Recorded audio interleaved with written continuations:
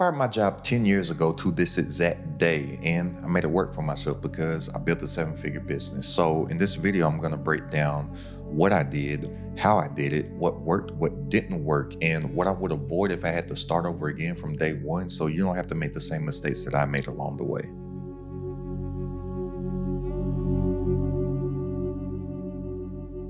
I fired my job 10 years ago to this exact day that I'm recording and posting this video. April 1st, 2016, I fired my job, and now it's April 1st, 2026. I don't know what date it will be whenever you're watching this video, but that's when I'm recording and shooting this video. And I've learned a lot along this entrepreneurial journey. I've had a lot of wins and I've had a lot of losses, and I've been through a lot of pain, and a lot of that pain could have been avoided if I had the knowledge that I now have. And I want to just pass that on to you.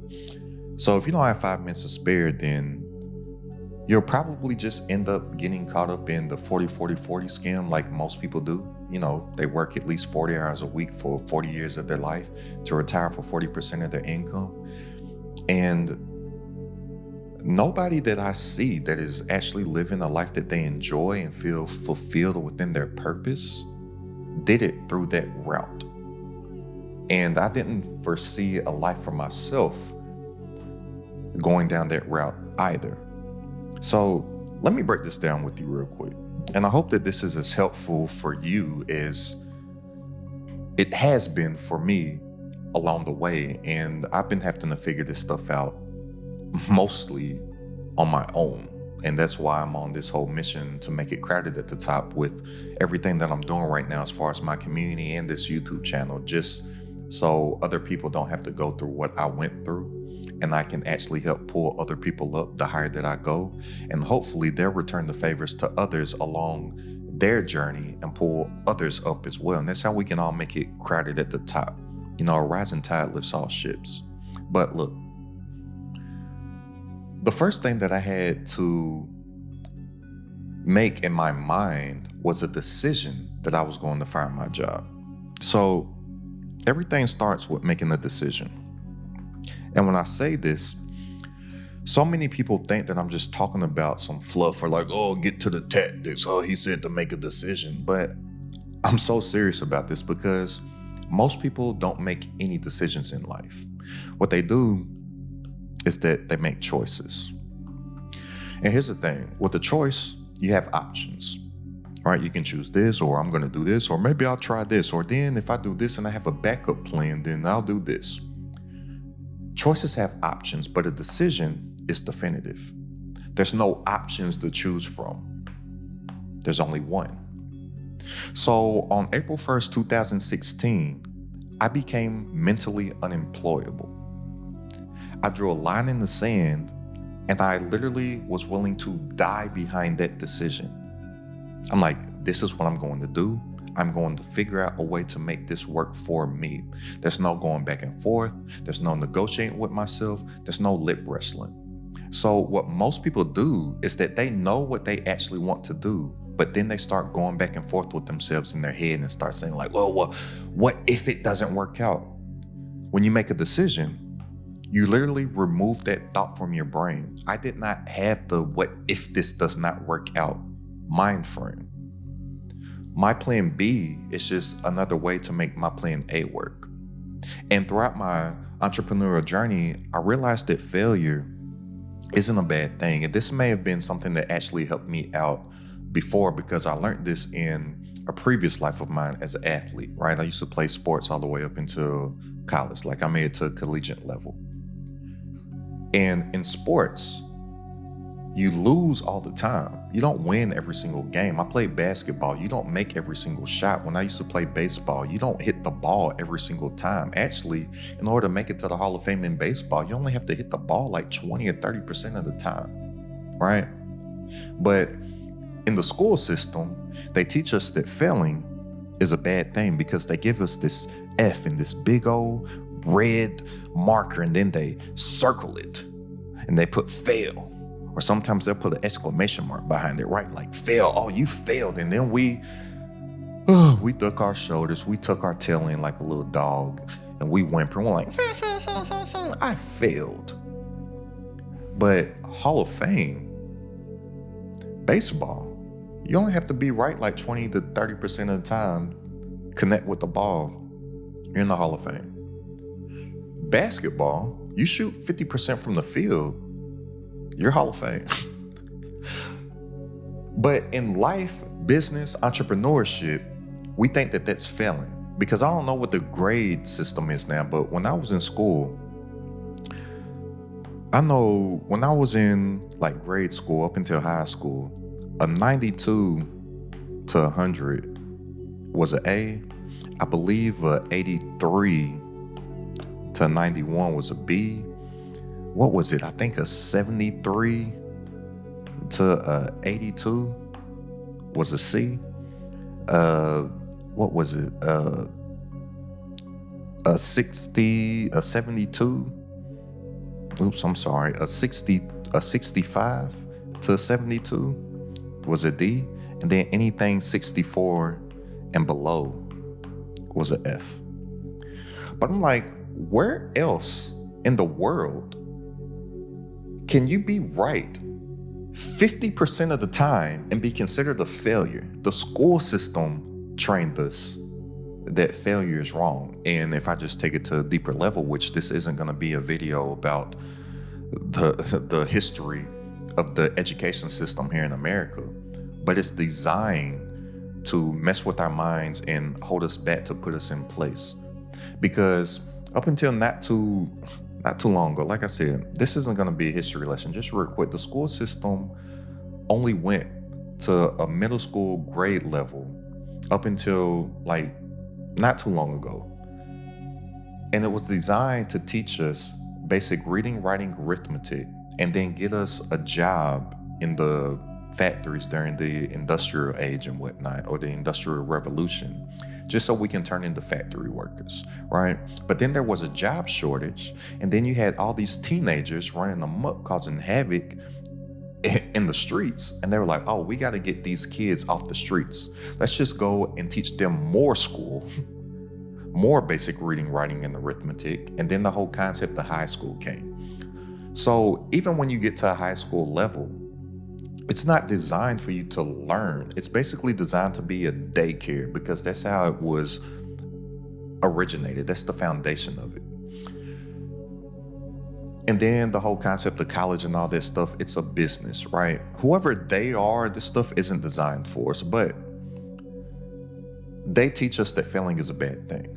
But if you think about anything that you have learned how to do in your life, even from just basic walking, talking, tying your shoe, driving, the only way that you learned how to do something is by learning how not to do something. And the only way to learn how not to do something is that you have to fail for it. So this is something that actually sports, basketball, baseball, football, play basketball up until collegiate level. This is what sports taught me.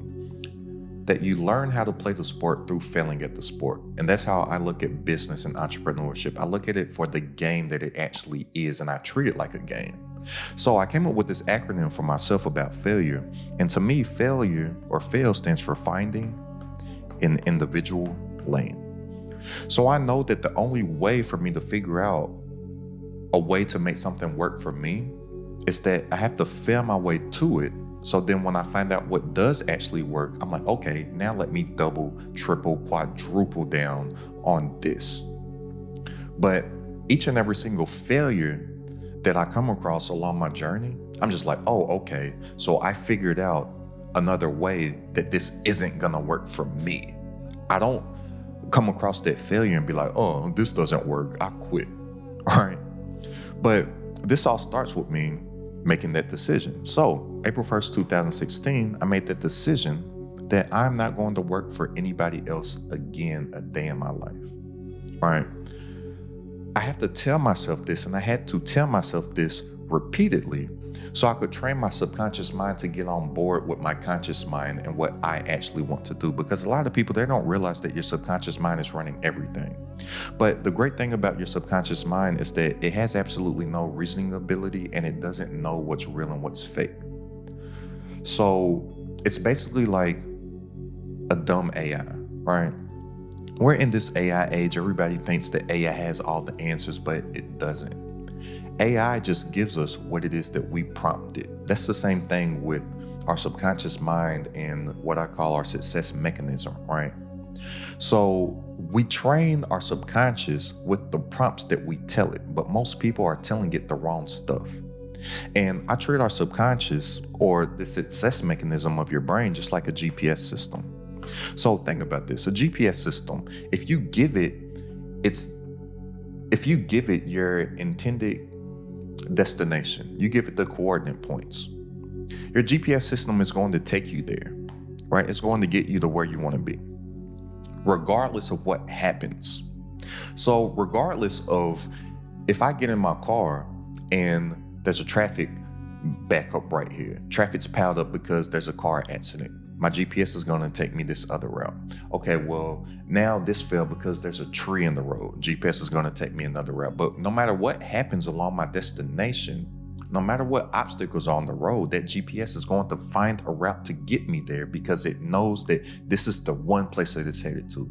That's how our brains work, and that's how our subconscious mind works. And we basically have to brainwash ourselves for success, because most people don't realize that all of the beliefs, all of the fears, all of the doubt that they have, it's not really them. It's that they've been conditioned by their surroundings, and they've been getting prompts from others that they don't even know what it is that they believe anymore. They've lost all their self-confidence because they're just listening to everything else around them, right?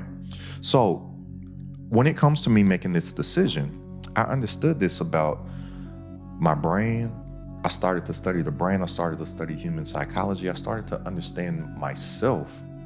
And one thing that I figured out about myself was that anything that I had success in my life that I viewed as a success, I went 100% in on it.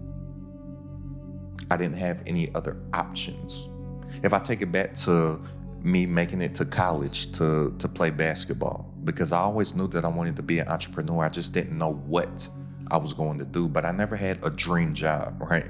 Like, I remember when I was a kid, you know how adults or teachers, they may ask you, what do you want to be when you grow up? And little kids just say the stuff that they think that they're supposed to say because they're starting to get conditioned by all the adults' beliefs, feelings, fears, right? They start to get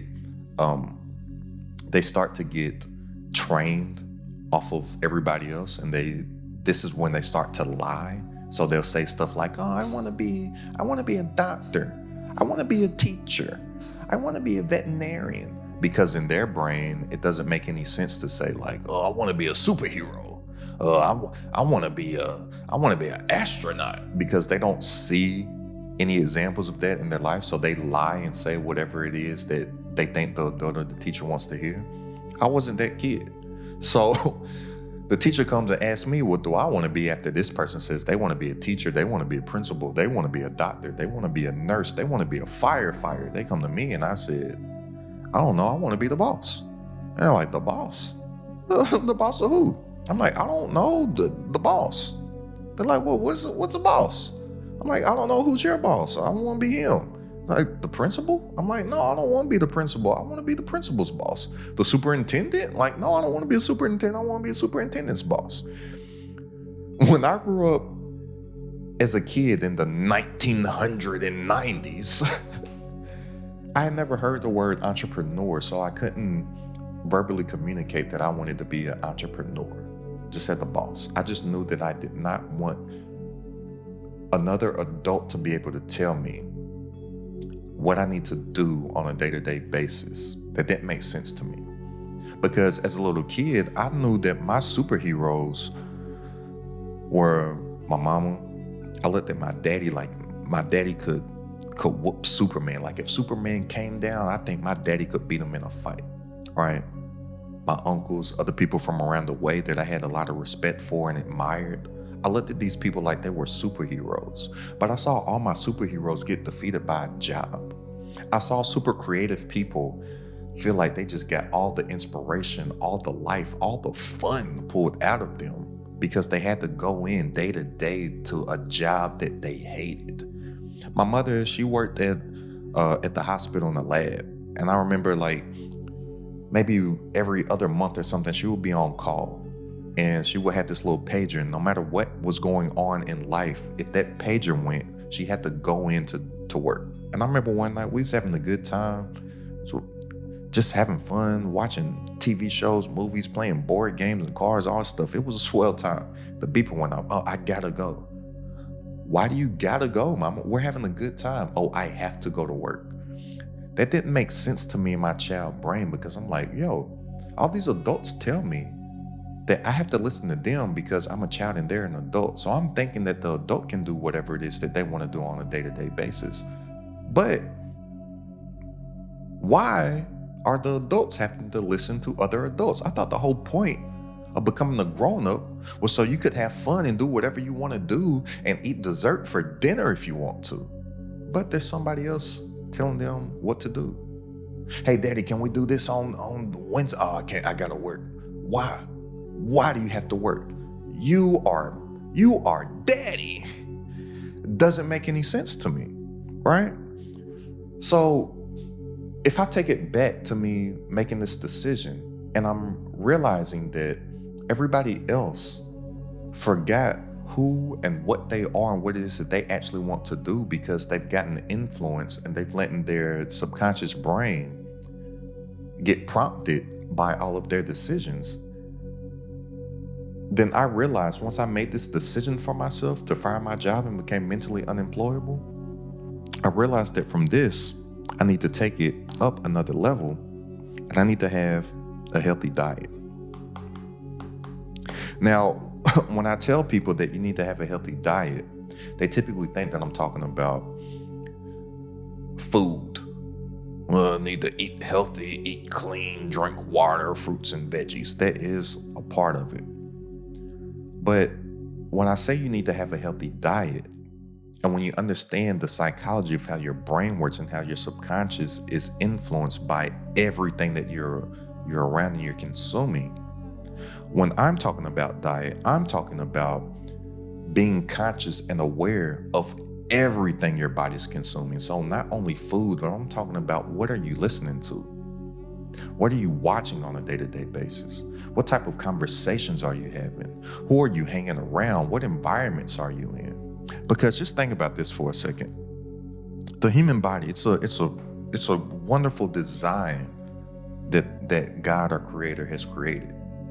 But everything in our body, it has some type of waste management system to whereas we can excrete or get rid of the waste and the stuff that's doing our body bad. The only thing that doesn't is our mind. What goes there stays there, right? And everybody out here, they want to be an influencer, not realizing that they do have an influence over whoever it is that they encounter on a day-to-day basis within their small circle of influence, right? So I started to become hyper aware and hyper protective over any and everything that my mind, body, and soul consumes, because I didn't want to get influenced by anything else. So I remember I fired my job April 1st, 2016. Some people that I worked with were thinking that it was April Fool's joke or something like that. I'm like, nah, that's just the day that this 2 weeks notice happens to land on. I remember it was a Friday. And the only reason I even put in a 2 weeks notice is because I had respect for one of my coworkers. Her name's Jamie, actually my homegirl to this day. But if Jamie didn't work there, I wouldn't even have put in a 2 weeks notice because they didn't have any respect for me, like the job. I'm like, I don't care about inconveniencing this job, but I didn't want to inconvenience Jamie. So I put in 2 weeks. But I remember on that following Monday, my pops called me. And he called me in the middle of the day because he thought I was on my lunch break or something like that. And he was like, man, what are you doing? You on your lunch break? And I was like, nah, daddy, I fired my job on Friday. And I said fired because I ain't no quitter. I fired them, right? And I remember my pops lost it. He was like, what? Why didn't you call me? Why didn't you talk to me? What, man, we could have talked about this, man. We could have put a plan together. And I said, I didn't want to talk to you because I could care less to hear what you had to say about it. That's part of my diet. I didn't tell anybody about it because I didn't want to be influenced by anybody outside of myself about what it is that I want to do. I don't need my mama's opinion about it. My mama has never been an entrepreneur before. Why do I need to hear what she has to say about it? Now, mama, give me life advice from your experience. That's what you're great at. Cool. Daddy, you have never been an entrepreneur before. You've never been on yourself. You don't know what it's like. I don't need to hear your opinion about it. Friends, homeboys, y'all ain't did it. I don't need to hear your opinion about it. All right? The only person that I did take some tutelage from about it was this one guy. His name is Antonio Zuniga. Antonio was a customer at the bank that I used to work for. And I know Antonio, he would walk in from time to time. And I was just a regular banker. You know, you come in, get a credit card, might apply for a loan, get a debit card repinned or something like that, open up a checking savings account, you know, just regular banker. But anytime I would look at Antonio's accounts or he needed some help or something like that, I would see like all these different accounts and stuff. And I'm like, okay, he's a business owner. And I remember I asked Antonio out for lunch one day and he said yes. And I wanted to ask him if he had any advice for me as somebody that was about to embark 100% on my entrepreneurial journey. First thing Antonio tried to do was talk me out of it. But I was like, hey, Antonio, I don't need to hear that. I made the decision, all right? So once he seen that I made the decision for it, he was like, okay. He first asked me, how much money do I have in savings? So my initial goal that I had was that I wanted to have 1 year of savings saved up. That was my initial goal, right? Because I thought that would give me comfort, and no matter what, I know that I at least have a year's worth salary. But once I started to attempt to save that money, because at the time I was making about, $40K a year, I was like, man, it is hard as heck to save up this $40,000.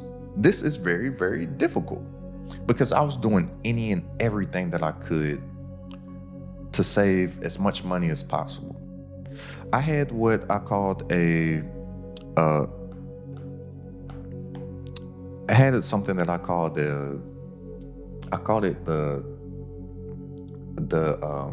damn, why am I having a brain fart right now? I called it the excuse bucket, right? So I had a $10 a week lunch budget. This is how serious I was about saving up this $40,000. And I remember what I ate each and every single week for lunch. I don't know why I thought that Chef Boyardee was the thing to get, because in my mind back then, I was just thinking of something that's cheap, that has variety. But here's the thing about Chef Boyardee: whether you get the ravioli, whether you get the SpaghettiOs, whether you get the spaghetti, it's all the same stuff. just cut and shaped differently. It's all trash. But I would have some type of Chef Boyardee. I would have some type of cheap fruit, something like bananas or something. Sometimes I might splurge a little bit and get some grapes. And then I would have a dessert of lemon cookies. You know that like super big tray of lemon cookies that used to be at like your granny's or some old person's house when you was growing up, that has like 2017 cookies for $2.75. Like that big old pack. That was my lunch I would take each and every single day. And I remember that I would park down the street every day for my lunch at a Chick-fil-A parking lot. And for that hour, I would just be sitting in my head. And in my head, I would be masterminding. I would be strategizing.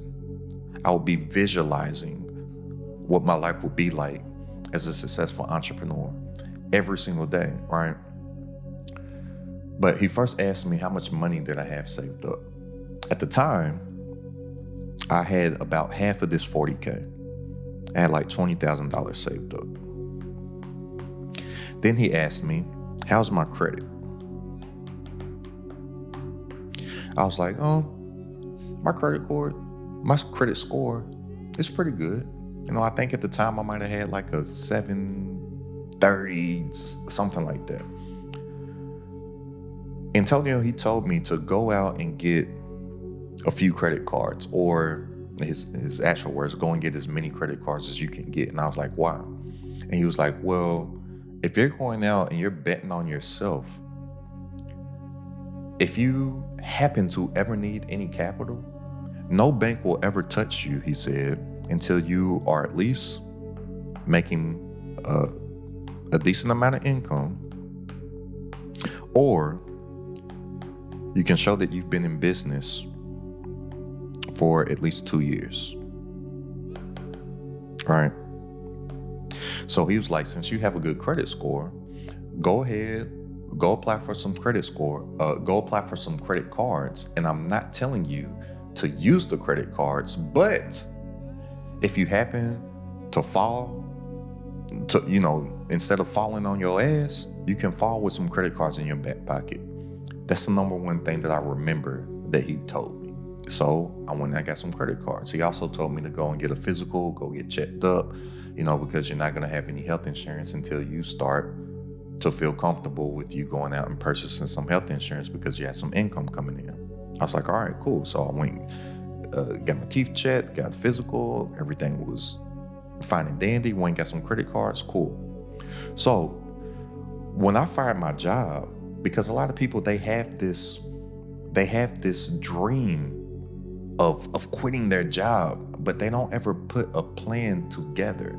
And when I tell people that I fired my job April 1st, 2016, without ever making a dollar for myself as an entrepreneur, they're like, oh, great, that sounds so inspiring. But I tell people, or they miss when I tell them about what I actually did for that. I didn't just quit. Yeah, I didn't have a dollar for myself as an entrepreneur, but I had $20,000 in a bank account. And I think I might have had, I can't remember off the top of my head, but I think I might have had like 20 to 40K in credit cards.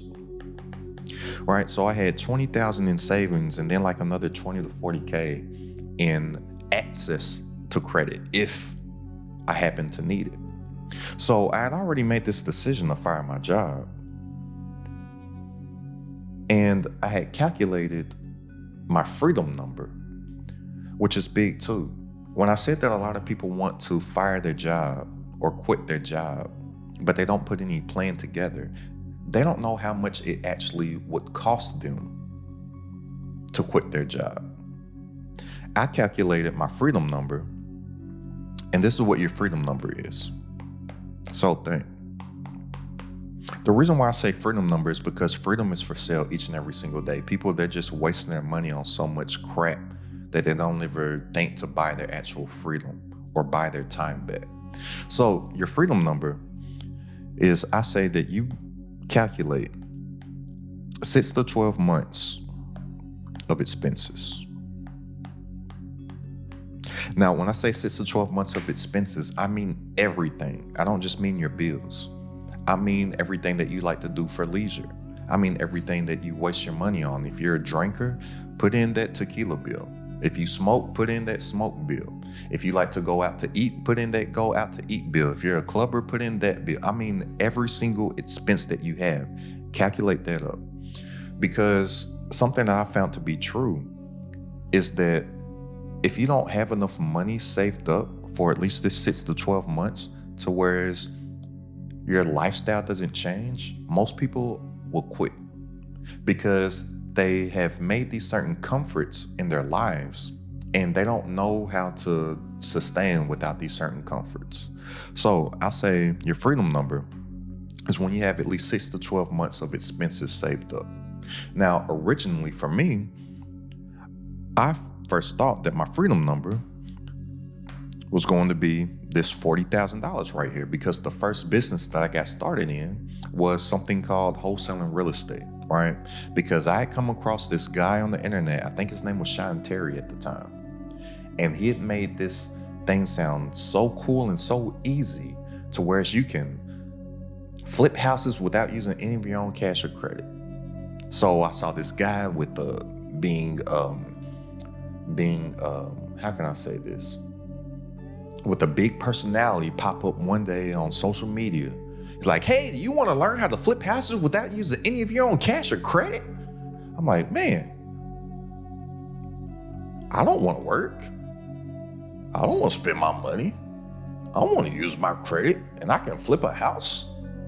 Yeah, that sounds like something that I can do. All right. So that was the first business that I got started in as an entrepreneur. When I fired my job April 1st, 2016, that's what I first got started in, was this small business or this small niche in real estate called wholesaling. And that's when I actually discovered something called the Dunning Krueger effect. And this is something that stops so many entrepreneurs and aspiring entrepreneurs and just people on whatever it is that they want to do in life.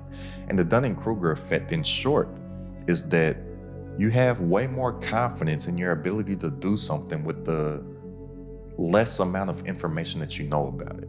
So just real quick, this is basically the Dunning Krueger effect. So look, most people think that success has a linear growth curve like this. It doesn't.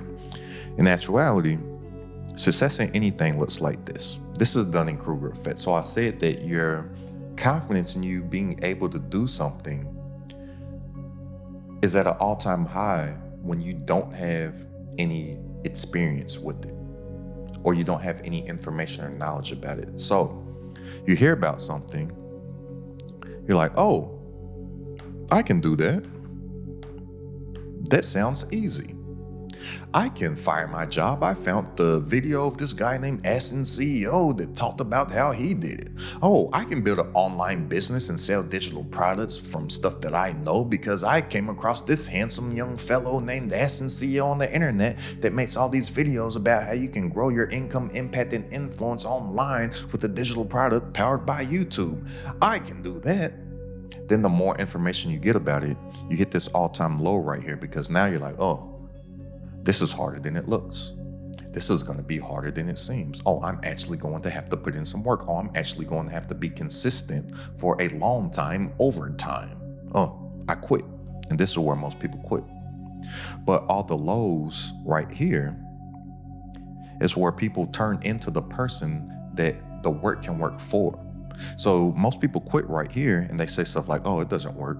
But most people that are able to stay through that low, they turn into something else. They turn into a different person, and we all have to transform because we have all maxed out right now at 100% of our current capabilities of who we are right now.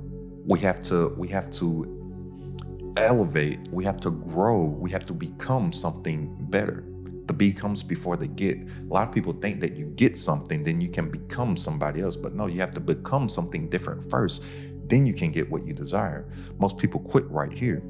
But in this period here, that's when the work is working on an individual towards they can become the person towards the work can work for. Then you have this exponential growth curve right here. And this here is what everybody sees. This here is what everybody tries to emulate. This here is that overnight success that most people think that they want. So when I first got started off in that small niche in real estate called wholesaling, I went through this. I fired my job without making $1 for myself as an entrepreneur.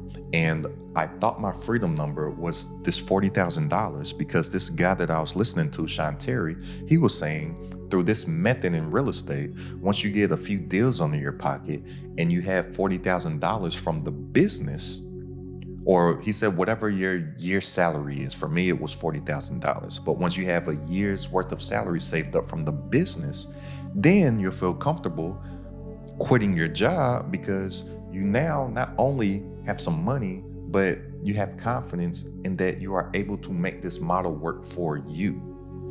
I was so fed up with my job, I was like, I'm not gonna wait for the proof of this concept working. I'm gonna go all in on it. For one, because I know myself and I know that if I don't go 100% in on something, I'm not going to do it. I'm very self-aware with who I am and how I work. I don't recommend anybody else to do the things that I've done, but this is me and this is how I work, all right? And I know that anything that I viewed as a success in my life in the past, I only found success at it when I went all in. So I knew that there were certain things that I needed to do to make this business work that I wasn't doing. Why? When I really got to the root of the issue on why I wasn't doing the necessary things that I knew that I needed to be doing on a consistent basis, it was because I knew next Friday I was going to get paid. No, I get paid next Friday. I'll do it tomorrow. I'll do it next week. And most people don't realize that tomorrow is some fantasy land that literally does not exist. And tomorrow is a fantasy land where your goals, dreams, aspirations, they just go to die. Think about that. Tomorrow literally does not exist, and so many people put off what they could do today, tomorrow. So that's just putting what you want to do, your goals, your dreams, your aspirations, your dream life, is going to the fantasy land where all this stuff just goes to die. And the quicker that you get to your dream life, the longer that you get to live it. So why not just start to do that stuff today? But I realized that stuff about myself. So I fired my job before I had any of that stuff. And I had $20,000 saved up just from me saving every penny that I possibly could from my job. And then when I really, really, really felt confident in my decision to fire my job, I was in the car with my best friend at the time. And at the time, this was one of the most successful friends that I thought that I had in my friend group. You know, he had a house, he had a nice car with real red leather seats. He had a motorcycle. He had traded in the motorcycle and got one of those, I don't know what they're called, but the bikes with like the 3 wheels. He would have parties and get-togethers at his house all the time, to where he would pay for all the food, all the liquor, everything. He had a studio in his house because he made music too. I'm like, oh man, this guy's got some stuff figured out. I remember we were in the car one day. He was driving. I was in the passenger seat, and I'm like, man, bro, I'm thinking about firing my job, man. It's just that I was wanting to get, a year's worth of my income saved up, but I only got $20,000. And I remember the look on his face to this day. He looked over to me. He's driving. He looked over. You got $20,000? I was like, yeah, man, I only got $20,000, blah, blah, blah. He was like, bro, you serious? You got $20,000? And I was like, yeah, it's not much. Because to me, I didn't realize that most people walking around on a day-to-day basis didn't have $20,000. The way that I grew up and who I was around, the only people that I had seen that had that much money were, how can I call them? I call them street pharmacists, right? The street pharmacists around the way, they had $20,000. I heard stories of my cousin taking a trip to Miami and just blowing like $20,000. That's what I think. I'm like, man, I know people that carry what I have around in their pockets and literally just go and throw it on the women that are dancing on poles. I didn't think it was that much money. But right then it clicked. I'm like, oh, that's just affirming my decision that I made and this date that I set for myself of April 1st.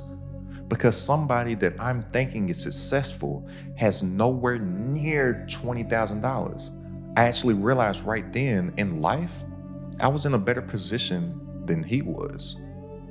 He had a fraction of the money that I had. I was like, oh, forget this $40,000 I need saved up. I'm going all in. I'm done. I'm out of here, right? But to take it back to this diet, all right? To take it back to that diet, I'm all over the place with my whiteboard right now. Where am I? To take it back to this diet, though,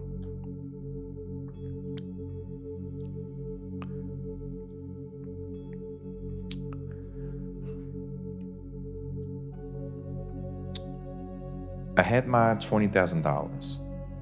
I had the credit cards. I started to be intentional about everything that my body consumes and who I was having conversations with. And not only that, but what I was watching, what I was listening to, what music I was listening to. I started to have less communications with certain family members, certain friends and whatnot. Because what you tune into, you turn into, and what entertains you, trains you. I truly believe that. And then I realized that most people's success is them just digging a bigger cage for themselves so they can stay in the system. I'm like, okay, I'm gonna be all right. So I calculated my freedom number. My freedom number then turned into half of what I thought that it would be. And that's when I was like, okay, in actuality, you only need 6 to 12 months of expenses. Just so that you know that no matter what, if a single dollar doesn't come in, you at least know the next 6 to 12 months will be paid for. All right. Now, when you calculate your freedom number, when you go all in as an entrepreneur, your only goal, your only target is making sure that the next month is paid for. That's it. This is the life of an entrepreneur. And this is why it's not for everybody, because so many people have been conditioned on the comfortability of a weekly or a bi-weekly paycheck, of knowing when you're going to get paid, that this is extremely scary to them. So for example, let's say that your monthly expenses are $3,000 per month, right? So let's just say you want to target this 6 months right here. So you got $18,000 saved up. Well, your sole job for the next 6 months is to make sure that you have $3,000 so the 7th month can be paid for. That's the life of an entrepreneur. That's the mentality of, I have this saying that I kicked up for myself: eat what you kill. That's how we are as entrepreneurs. We don't eat unless we go out and hunt. Entrepreneurship is for the hunters, not for people that want to get served a plate. Not only do we have to go out and hunt, we don't even get the plate. We got to make the plate for ourselves. We gotta craft the fire. We got to do everything from the rooter to the tutor, right? But something that I learned later on in my entrepreneurial journey, this was the biggest mistake that I made on the front end, was that I wasn't thinking about creating systems for myself. So system is an acronym, SYSTM. System stands for saving yourself time, energy, and money. So think about this. Money is an infinite resource. There's literally an infinite amount of it. If some years ago, when that little virus that was floating around to where they shut down the entire world, if that whole thing didn't show you that money is just, they can just print it out of thin air, I don't know what else will.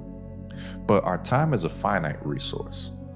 And most people, they can't make more income because their time is associated to how much income that they can make.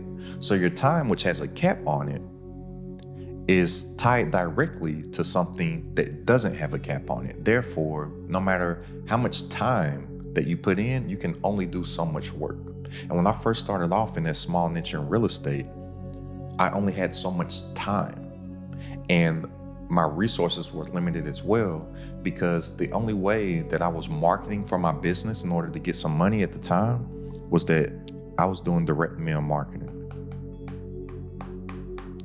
So I was basically sending junk mail, right? I was basically sending letters on a day-to-day basis to distressed homeowners, seeing if they wanted to sell their property. And that doesn't sound expensive to a lot of people, but when I'm sending out thousands and thousands of mail pieces per week and per month, it adds up. At the time, I think the price of postage was like 47 cents or 49 cents for the price of a stamp. Add that up to 1,000 per week, that adds up quickly, especially when you're not getting any money from it. I fired my job April 1st, 2016. I did not get my first dollar as an entrepreneur until mid-October. It took me 6 months to get my first check as an entrepreneur. Now, that first dollar amount that I got, it was $16,500. A lot of people saw that. They were like, oh man, he made $16,500 at one time, because a lot of people have not seen that amount of money on a check. But what they didn't know was that it took me 6 months to do that. So you take this 16,500 and you divide it by 6 months. It's not that much money, all right? If I knew what I know now, I would have just got started online with the digital product, coming up with a solution to somebody's problem out there, and then just selling the solution to those people that are going through the problem. I would have got started with that from day one. And that's what I eventually started to do in order to find a business model that's sustainable, to where I could build a system around it. And my very first digital product was teaching this method of real estate that I had found not the greatest success at, but over those first few years, I had found out a way to where I could at least feed myself, right? But since day one of getting involved in that business, I was looking for a way out. And then once I got introduced to online business, digital marketing, digital products and whatnot, I was like, oh, I can literally just isolate any problem that I see in the marketplace, come up with a solution to that problem, package it in the vehicle of a digital product, and then effectively communicate to the marketplace that I have that solution. Well, that's something that's absolutely uncapped. And that's something that I could actually build that system for myself, saving yourself time, energy, and money. So I can create a product once, I can implement it into the system, and that system can work for me 24/7, 365, nonstop. And that's how I can actually get my time back and make more while working less, because money is an infinite resource, but my time is limited. But when I have a system, that system can work literally nonstop to go out and get the infinite resource of the money that's working nonstop. All that I have to do is focus on adding value. And all that value is simply just a symbol that money has been exchanged. Think about it. Every single thing that you spend $1 on, you only spend it on something that has a perceived value to you. And then if you take it a level deeper, you only spend money on something that has a perceived value that is worth more to you than your money. If the perceived value of whatever it was that you were spending your money on, you thought that it was valued less than your money, then you wouldn't spend your $1 on it. Then you would just simply take your $1 and spend it elsewhere. That's why we all say stuff like, oh, that's not worth it. I can find it somewhere else. But we don't think that way about the stuff that we actually do buy our money on. We think that it's worth more than what we spend our money on, right? That's the whole value play right there. And this with digital products, that's actually how I generated over 7 figures online in my business. My very first digital product was an ebook. I made a little over $900K with my first digital product. Then from there, started to create courses for myself, started to create communities. I've done masterminds, webinars, challenges, you name it. I've done it, experimented with paid ads before, right? The best vehicle that I've found is creating a digital product around a problem that you can solve, and then creating a micro niche YouTube channel around you solving that problem, and then just offering whatever your product is, whether that be a course, whether it be a community, whether that be some type of ebook, whether that be some type of I can't think of the word right now. Some type of whatever it is, anything to where it can be delivered digitally, that is a digital product. And the best method to deliver that to the marketplace is through a micro niche YouTube channel, because we're in the trust economy right now, and people buy things from people that they know, like, and trust. And Google's done a study that it takes people on average around 7 hours to consume somebody's content in order to make a purchasing decision. Where else to do that outside of YouTube? Plus, thing about YouTube is that YouTube is not a social media platform. YouTube is a search engine. So YouTube is the second biggest search engine behind Google, because Google owns YouTube. And then on top of that, YouTube is the biggest streaming platform, period. It's bigger than Netflix, Amazon Prime, Hulu, HBO Max, all that stuff. And even these people are trying to, or these companies are trying to compete with YouTube, because they know that YouTube is the biggest now. It's took over everything. They're trying to partner with creators like podcasters and whatnot. If you haven't noticed how Netflix did the deal with iHeartMedia to bring all of iHeartMedia's podcasts over to the platform, right? They're trying to compete with YouTube, right? But if you think about this, where does everybody go to learn? They go to YouTube. So if you have something to teach, why not make it on YouTube? The audience already exists. All that you have to do is make the stuff that they're already searching for and make the stuff that they want to see. And YouTube's algorithm is going to place you in front of them by default. And it's all an equal playing field. It doesn't matter who has subscribers now, because the algorithm isn't based on popularity. It's based on interest. It's interest-based media now. So everybody's playing on the same playing field. The person who has the 500,000 to 1 million subscribers, and the little person, just like me when I got started on YouTube just 2 years ago, they had no subscribers, right?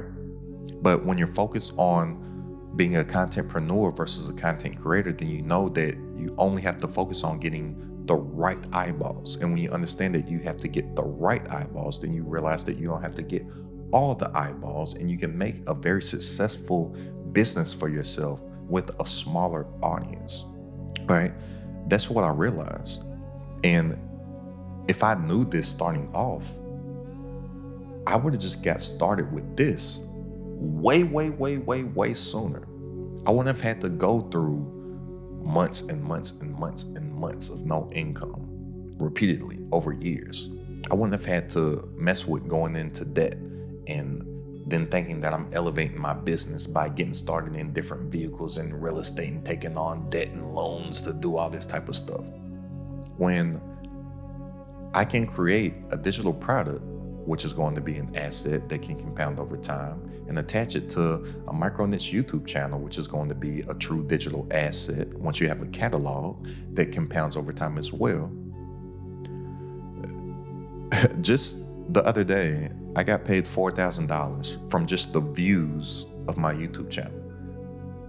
Now, I don't have a business strategy to get paid just off of views. That's what content creators think, but I'm a contentpreneur.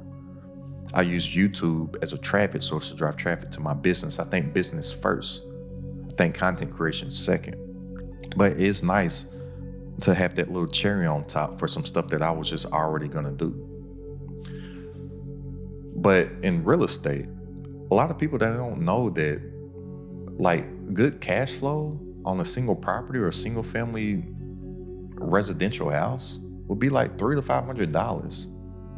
But I got $4,000 just from a YouTube channel. I was just having this conversation with my neighbor, literally, what is today?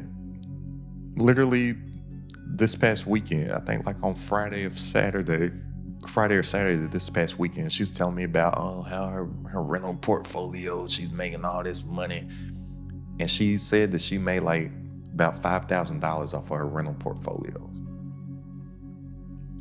And then we actually broke it down off of how many properties and the debt and all this stuff to cash flow $5,000. And I was like, well, I just sit down in my chair and I can talk for about 5 or 10 minutes and make $4,000, and I have absolutely no debt to go with that. I'm like, this, I'd rather digital real estate than the actual real estate. And then if I want to, take the money from this and buy the physical, tangible real estate and just do it cash to where I don't have to worry about any debt. She's like, I might need to do that YouTube stuff. And I'm like, you might need to, right? Everybody's doing something. Just hit the camera and talk about what it is that you're doing. But if I would have known the information I have now, I would have just got started doing this way sooner. Because what I wasn't focused on when I first started off was the system. I was just focused on getting as much money as possible. But guess what? That gets very, very not only tiring, but stressful on a month-to-month basis. Just going out and running to get as much money as possible, then starting at zero. Then running to get as much money as possible, then starting at zero. And just going like this every single month, no matter how much money that you make. And this is something to where as I even was going through the same cycle, once I got started online with digital products and whatnot, I saw this same exact sequence happening. No matter what I did, the most money that I've made in a single month was 6 figures. Well, guess what? On the first of the month, I was starting off at zero again. And I was like, man, how can I create a system for myself to whereas instead of looking to reach all-time highs and get as much money as possible, what would happen if I reach new lows and I set new plateaus for myself? To whereas I get here, I get to a plateau, then I figure out a way to grow, then I get to a plateau, then I get to a plateau, and I raise the floor instead of looking to raise the bar. Because I've been in situations, like I said, no matter what, you're starting off at zero each and every single month. But I've also been through situations along my entrepreneurial journey to where my income literally went to zero overnight, and that hurt. To whereas if I had this model that I now have, then the least that I could go was to here. I wouldn't bottom out. Then I get to a new plateau. If stuff goes bad, this is the worst that I'll do. This is the worst that I'll do. So how about we raise the floor along the way? And along this journey as well, I've realized that all business is, period, is simply just isolating a problem that somebody has in the marketplace and then coming up with that solution to that problem. And now, since we're in the trust economy and people are buying things from people that they know, like, and trust, and buying from who they view to be as an authority within the space, now all that we have to do is just focus on becoming a better communicator so we can effectively communicate our solution to the problem that the marketplace is going through. We do that, it becomes, I want to say easy, but what's easy to do is also easy to not do. But it becomes very simple to make money online. It becomes very simple to become an authority within a space. It becomes very simple to build your income, impact, and influence online. It becomes very simple to start to systematize and productize your knowledge. And it becomes very simple to make more and work less in your business, and only work more if you choose to. But if you choose to, you will be working in something to where you actually care about, and something that you have some passion about, and something to where you feel as if you're working within your purpose. And it took me a long time throughout these 10 years to find something to whereas I truly feel as if I'm working in my purpose. And it feels good. It feels good to wake up every single morning like it's Christmas Day. Remember that enthusiasm you had when you were a kid? Like, oh, I can't wait till Christmas. And Christmas morning, you were just like, I wake up like that every single day. This is my 10-year anniversary. I'm recording this video on April 1st, 2026. I celebrate my anniversary every single year. But I was like, what better way to start my day than creating? What better way to start my 10th year on my entrepreneurial journey than creating? Because I am a creator. What better way to start this day outside of putting something into the universe that didn't exist yesterday? What better way than taking something that's in my head and putting it out into the world for you to consume? What better way to celebrate that? That's how I'm starting off my day. So I'm gonna create. I'm going to go get some Mexican food and margaritas from my favorite Mexican restaurant. I'm going to, my neck's been kind of stiff too. I might go get a massage, probably watch a movie, and then get on my coaching call this evening with my community members and help them build their income, impact, and influence. And we have a lot of great people that are getting great results right now. And if you want to be one of those people, and if you're serious about building your income, impact, and influence online with digital products, and have a marketing engine of YouTube powering everything as the only evergreen platform that there is out there, then go ahead and click the link down in the description to get personal coaching from myself, all my exclusive trainings, and a private community of entrepreneurs, all designed to grow your business online. So now, see you on our coaching call. Well, today from this video, but next Wednesday if you happen to not be watching this video on April 1st. And now that I said that out loud, I don't know if that order of my celebration days should go. Because if I do get the massage, I probably shouldn't get the Mexican food first. I won't take that risk of being gassy from the Mexican food and then have them possibly press out some of that gas. And be farting everywhere. So I don't know, maybe massage, Mexican food, movies, coaching, whatever. That's what's going to go on in my day. And that's my whole entire work day today. This, which I don't even consider work, which a lot of people do, create something. And then having a mastermind with my community later on this evening. Yeah, mastermind. That's what I'm gonna do for my celebration. M's all across the board. Massage, Mexican food, movies, mastermind. So go ahead and click the link down in the description if you want to join the mastermind community. And I'll see you on our coaching call. And go ahead and check out this free course right here, because this is everything that really freed me and allowed me to build a business that I'm passionate about, I'm working within my purpose, and I can actually do less things better. It's a full entire course, like from everything. So go ahead and check it out. It's crowded at the top.